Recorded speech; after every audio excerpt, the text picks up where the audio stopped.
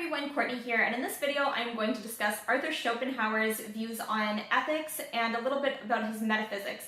So I'm going to begin with his essay on the sufferings of the world because I think that's what people are probably more interested in, and then at the end, if I still have time, I will start discussing his book on the world as will and representation. So on the sufferings of the world, Schopenhauer begins by stating, unless suffering is the direct and immediate object of life, our existence must entirely fail of its aim. So in other words, the only thing that life has succeeded at is meaningless suffering, according to Schopenhauer.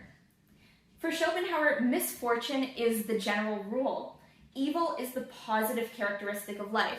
So he refutes Leibniz here because according to Leibniz, evil was the absence of good for Leibniz, but in a sense for Schopenhauer, Leibniz has it backwards. The form in which life exists is in suffering, and so it makes more sense for Schopenhauer to say that any pleasure is simply some desire fulfilled, some state of pain brought to an end.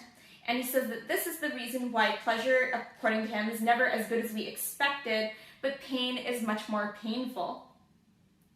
So he says that for anyone who tries to argue that the pleasure in the world outweighs the pain and suffering in the world, he says just imagine a very simple example of one animal eating another animal, and we will quickly realize that the suffering endured by the animal that is being eaten is so far outweighing any pleasure that's brought to the animal eating it that we will see that this is not the case in the world, that pleasure outweighs pain, but for Schopenhauer it's definitely the other way around. The suffering in the world very far outweighs any pleasure. He says that for anyone who tries to offer comfort in the fact that others are suffering worse, that's an awful consolation, so that does not help. And he says that, and here he states, we are like lambs in a field, disporting themselves under the eye of the butcher, who chooses out first one and then another for his prey. So it is that in our good days we are all unconscious of the evil fate may have presently in store for us. Sickness, poverty, mutilation, loss of sight or reason. Time continuously torments us, he says. The other thing he says continuously torments us is thinking about what other people are thinking of us. He says work, worry, labor, and trouble form the lot of almost all men their whole life long. For Schopenhauer, even if we were to eliminate these troubles, man would still continue to suffer terribly through murders, wars, and even boredom. And he says that they would hang themselves of boredom. And so life is suffering for Schopenhauer, and there is no escaping that. He says, in early youth, as we contemplate our coming life, we are like children in a theater before the curtain is raised, sitting there in high spirits and eagerly awaiting for the play to begin. It is a blessing that we do not know what is really going to happen. Could we foresee it, there are times when children might seem like innocent prisoners, condemned not to death, but to life, and as yet all unconscious of what their sentence means. Nevertheless, every man desires to reach old age, in other words, a state of life which, it may be said, is bad today and will be worse tomorrow, and so on till the worst of all. So I'm sorry I just keep reading my notes. I just have started reading it this week, so it's just easier for me than trying to present it. But for Schopenhauer, if we really consider how much suffering occurs on a daily basis on our planet, then he says that we would conclude that it would be better if the Earth remained like the moon in a crystalline state without any life at all. He says life is an unprofitable episode disturbing the blessed calm of non-existence. Even if things have gone tolerably well for you, the longer you live, the more you will find that life is a cheat. And on page 47 here, he asks, if children were brought into the world on an act of pure reason alone, would the human race continue to exist? Would not people rather have so much sympathy with the coming generation as to spare them the burden of existence?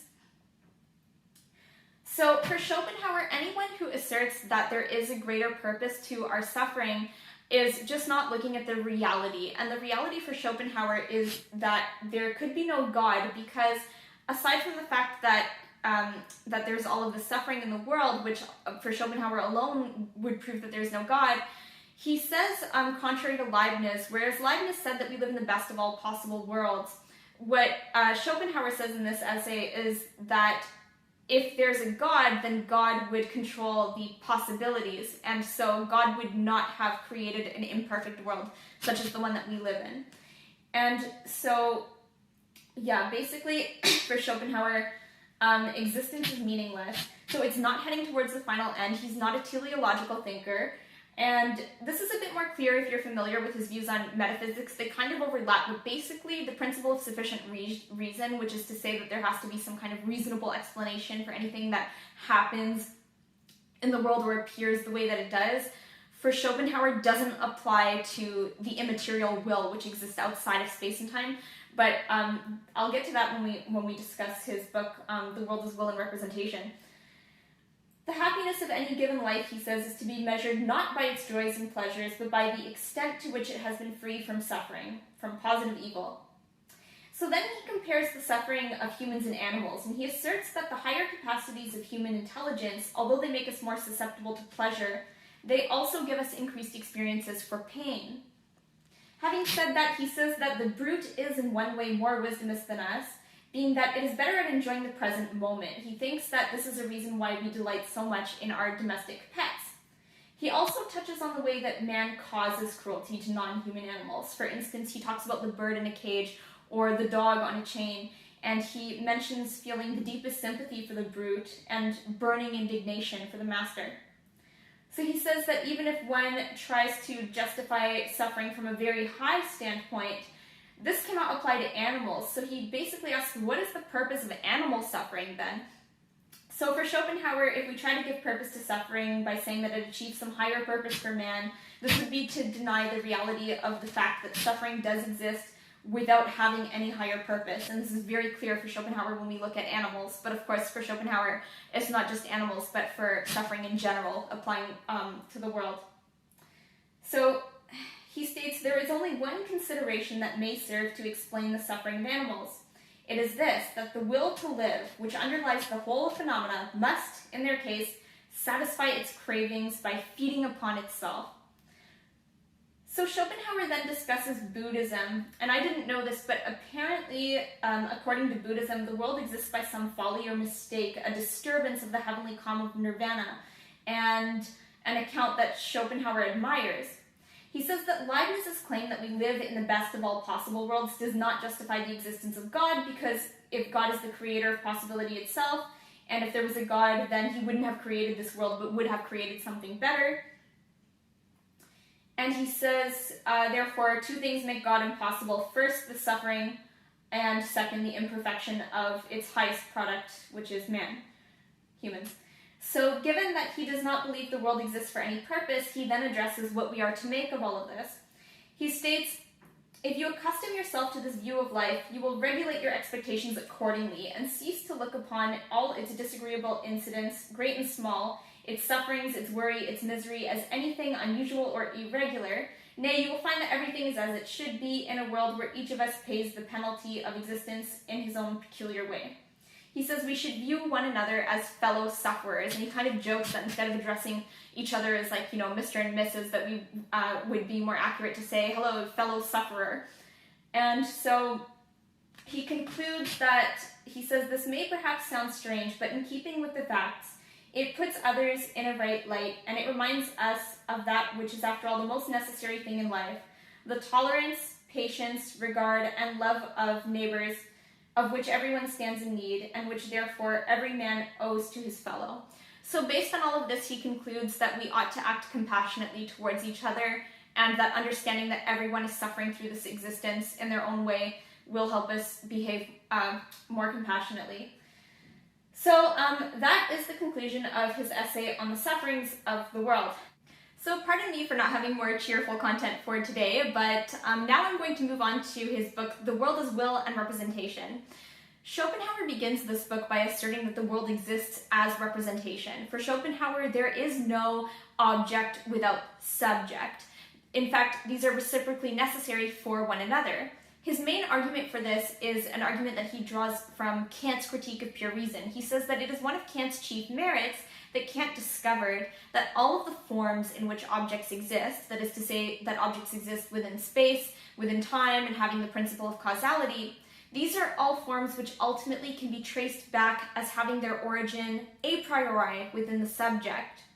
And so, whereas though for Kant, this means that we can never have knowledge of things in themselves, for Schopenhauer, he says that there are no things in themselves. Because for Schopenhauer, if objects necessarily exist within space and time and having the principle of causality, these a priori forms, then there is no object without subject for Schopenhauer. And so that's an incoherent idea, a phantom idea, which he refers to as an ipsis fatus in Latin, meaning something deceiving.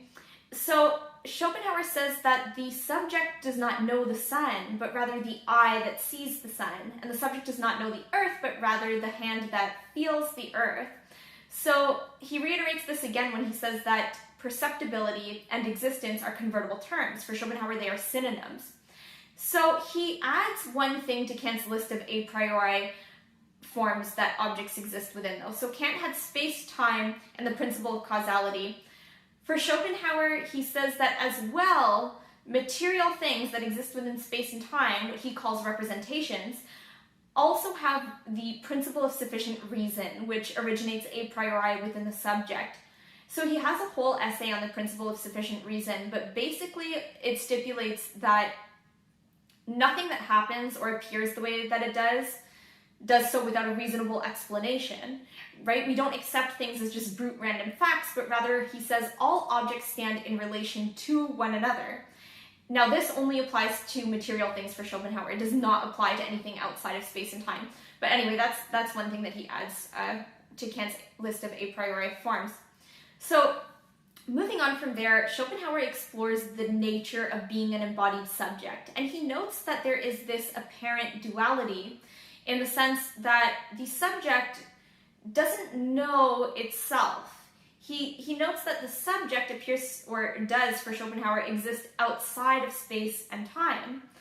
But it does know, right? It knows. The subject knows representations as they appear. And so for Schopenhauer, the representations exist within space and time.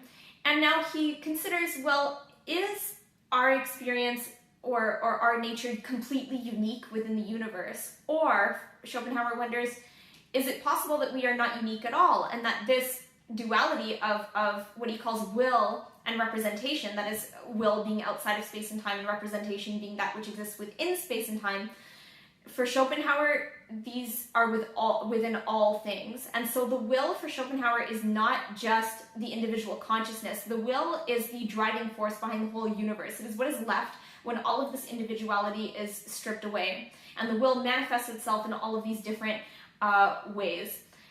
So that's as far as I got in his book On the World as Will and Representation. But basically how this is going to relate to his ethics is that he's going to view suffering basically as this will's desire to manifest itself in this individual sense, I think, and that I think that's going to be the cause of suffering. But anyway, that's as far as I got. So thank you so much for watching, and comment below on what you think of this video. Sorry for not warning you that the content was not more cheerful, but that is what he discusses. So go ahead and comment below, and I will see you guys next time. Thanks so much for watching.